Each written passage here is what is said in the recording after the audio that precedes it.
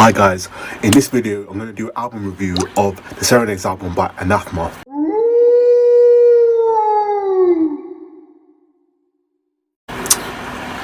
Welcome to Lair, Lycan, aka the H-Core Metal. Now metal music to me is rebellion, expression, brutality, nonconformity, oneness, victory and serenity.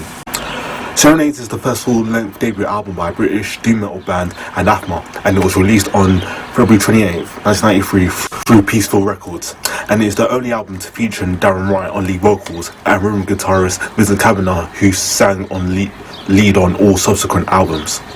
Serenades expands upon the material from the Crestfallen EP, but features more experimentation and variation throughout. It was recorded between June and September 1992 at Yorkshire-based Academy Studios, also the same place where the Crestfallen had been recorded 1 year prior. Personnel of this album is as follows: Darren J. White on vocals, John Douglas on drums, Duncan Patson on bass, Vincent Kavanagh on guitars, and also Danny Kavanagh on guitars. For those of you who don't know who this band is, let's make a brief recapitulation. The genre or better strain of metal, which is one of the most unique and interesting to understate it a little bit, is the hybrid between doom and death metal. You have a handful of bands that emerged in the late 80s, early 90s that pioneered this sort of experiment to various degrees of mixing the two genres. You have asphyx that are more on the death side than doom, or bands such as My Dying Bride and Paradise Lost, who are clearly take more influence from classic doom acts such as Black Sabbath or Pentagram. And ANATHEMA is also one of those doom death bands which took this approach and developed it quite nicely and brought some new fresh sound into the heavy metal subculture before evolving into a prog rock, avant-garde, whatever band. If you like the new stuff from ANATHEMA, the old stuff will not necessarily be something for you. Let's take a look at 1993 Serenades, which is one of the leading albums in the genre, and unfortunately there hasn't been another album quite like it that captures this sort of music. The album starts out pretty rough with Love Long Rhapsody. It mainly has no climax and pretty much slugs itself out through the album, the 6 minutes and 24 seconds of its length. It has a very heavy and pounding guitar tune to it, with stems and keyboards that are rather in the background, simply overshadowing the rest of the song's composition. The song progresses in a very slow manner with a surprise and simply induces a very romantic or dreamy-like state. A state of longing, a theme often used by ANATHEMA, if you will.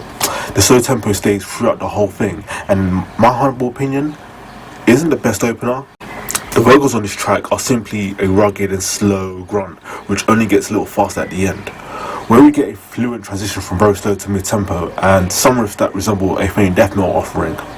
Sweet Tears, the immediate follow-up, is a wholly different approach to the music than its predecessor. The early Black Sabbath influence on the strong song structure and riffs is clearly audible, with very dark and melodic parts and epic, exalted sounding bridges. Only you get a fuller guitar sound and gloomy atmosphere in general that is mostly induced by the horrifying grunts that Darren J. Wright.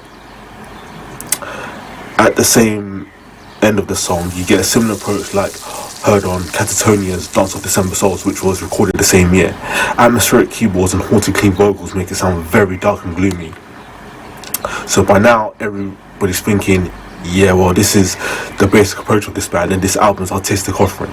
But by the time you hear J for Une Promesse kicks in and everybody started to what extremes this album stretches out. The track is very melancholic, acoustic offering with the female vocals and French lyrics, no drums, no extreme sonic assault, nothing, just pure and great. Following this standout is the epic They Will Always Die, that will returns to the style of this first track, only with a proper climax and overall more direction and more focused. Now this is where the death metal magic happens, but much slower and with a lot well-paced pauses that are more filled with really dark and melodic overlaid guitars that drag you through the rest of the song. The most accessible song here is without a doubt Sleepless. That is also one of the band's big hits. This song could easily have been one of the alternative band's debut or wherever, since it features again a change of sound yet still manages to sound intensely rough. It can clearly hear some of the later ANATHEMA stuff overshadowing the debut in this one. Later they will go and water the song down with a fresh new recording that is inferior in each and every way. The rest of the album offers no further surprises, let's say, since the rest of Sleep Insanity or Under Evolve Black Lace. The other two just have some interlude instrumental tags, follow the doomy down page tradition of other songs or / demo songs. Now, if you're into war themed lyrics with a lot of grief and melancholy thrown in, this is the music for you. If you like slow down tuned heavy riffs with interesting and beautifully executed melodies and authentic harsh vocals, then this is exactly what you need in your collection. It may take some getting used to, since this album is one of the few albums in the metal history that has never been copied, or at least not so well. So I recommend getting it with the Crestfallen EP as a bonus, since that adds up to the very lengthy and magical experience. Does that sound too cheesy? I don't care.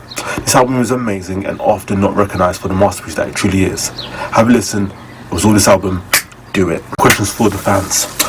What would you rate this album out of 10? What are your favourite tracks? Is it underrated, overrated, or so-so? Like the video, comment your thoughts down below, and subscribe to see the next video, which will be out on Tuesday. Yes, Mr. Frodo. It's over now.